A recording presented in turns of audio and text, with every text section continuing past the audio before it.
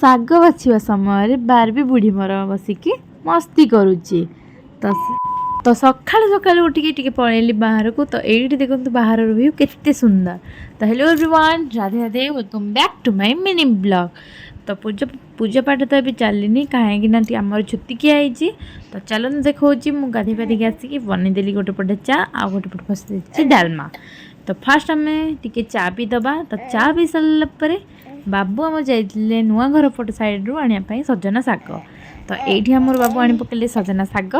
तो ये देखो मो झीआरी बसिकी खाऊँ गीत। तो बापा आ बाछीदेलु शाग।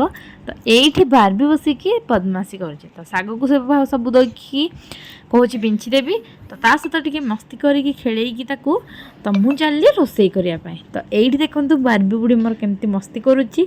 तो देखिपे से मामा सहित पूरा गेल हो। तो मुझे गोटे पट साइड डालमा बनईदेली आउ देन रोसे फोसे सारिकी चलली पुओ को स्कूल आने।